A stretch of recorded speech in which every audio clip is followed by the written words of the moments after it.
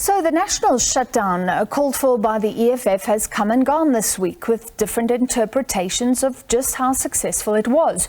The EFF is saying it was the most successful shutdown in the history of South Africa, but some commentators have called it a damp squib. In an opinion piece, Times Live editor Makhudu Sefara says that hatred of Malema has blinded some white people to the EFF's shutdown success. Sefara is also the media freedom chair at the South African National Editors Forum and joins us now. Great to have you with us. Let's start from where you're coming from. So, Sure. Do you believe the shutdown was a success? I think that there are elements of the shutdown that were, or that could be considered a success. And I think that there are other elements that where the EFF failed. Okay, because some people, I think, are mixing up two issues. So you talk about the perception of violence, and we'll talk about the commentary that's come afterwards. I think because it wasn't violent, in fact, and maybe we were all busy, it was a public holiday, people weren't aware of what was going on. In sheer numbers, do you think it was a success? No, I don't make a call in terms of what the correct number is, because I don't think that there is anyone anywhere who has a specific number that will get us all agreed on that this is the number that you need to reach in order for your march or for your shutdown to become successful. I think that I use different factors to make a call about whether or not I think they succeeded on this element or the other element. So part of what I think the EFF wanted to achieve with the shutdown was to, number one, make sure that the major sectors of the economy are not functioning on the day. And I think to a great degree they've achieved that. And number two, I think that it was it's the EFF's political agenda to make sure,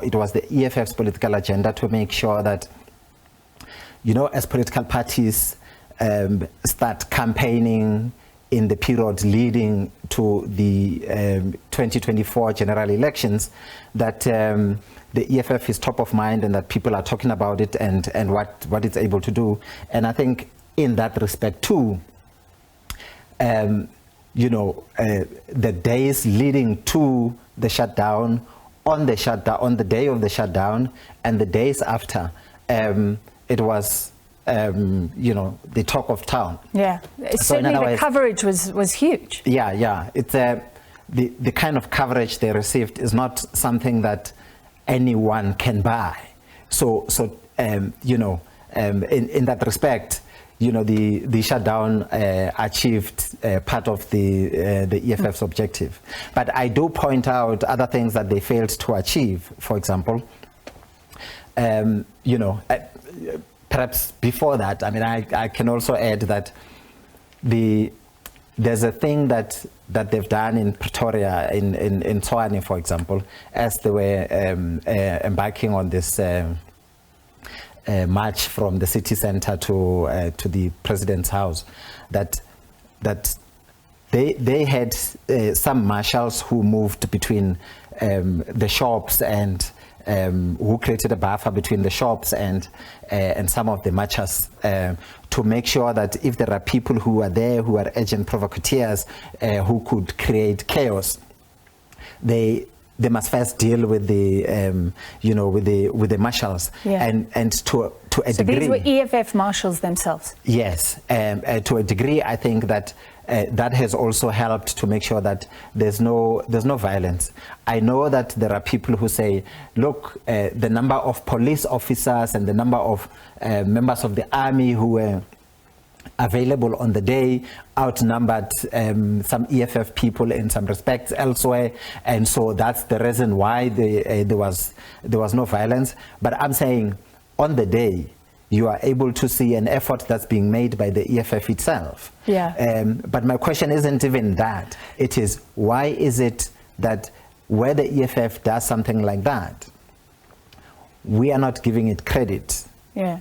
Well, you say white people are not giving him credit, and that links to the way that Julius Malema has spoken about white people in the past.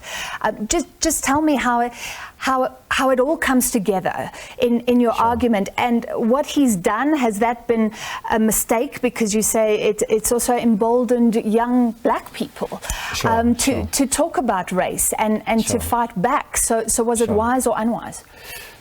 So I think. I mean, it's a decision that they've made for how they want to position the party in the public sphere. So, you know, there's pros and cons about it. There are certain things that are appealing about it to young black people who are looking at the country and where we are, and looking at where we come from, our history of apartheid and subjugation and all of those things, and saying, you know, today we are able to look at this man and the things that he's saying and what this party is doing, and feel emboldened to insist on our rights. That's one. That, I think, it's an advantage of sorts. But elsewhere, the type of language that Mr. Malema uses is seen as being very crass and very excluding, and it's not, you know, what in the ANC people would call, you know, non-racialism and inclusive, this and that, using a language that accommodates the general populace. You know, and that in that respect, I think that it's limiting for the party, because where you use a language like that against certain people, and in the particular case that I'm using in the piece, it's white people. So you don't use a language like that and then expect them to join in their numbers. I've got time for a very quick question. Sure. I think you're right. White people maybe have become scared, and then they think everything EFF is intolerable. They don't see anything good in it.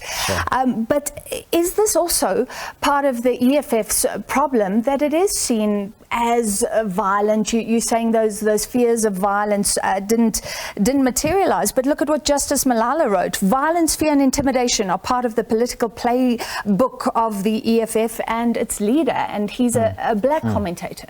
Yeah, no, that's fine. So it's in the language that Mr. Malema used in the period leading to the shutdown. I mean, it was war talk, you know. So it got the police, it got the army, the ministers, and even the president of the country assuring us that we will be safe on the day, because Mr. Malema had used language that's not ordinarily used by other people. He's correct to say that, you know, but I'm saying at the same time, because of the fear that induces, when the shutdown becomes successful, or there are elements of the shutdown that are a success, we shouldn't, as a consequence of the fear and the anxiety, fail to acknowledge the elements that are good coming out of what happened on Monday, because we are looking at it as people who could be victims of what Mr. Malema is talking about, and that the fear that then consumes us helps us to fail to understand or to look fairly at what transpired on Monday. Well, thank you. Well articulated, because I think a lot of us respond emotionally to things then not necessarily rationally all the time. We have to leave it there. Thank you for coming in. Times Live editor Makhudu Sefara.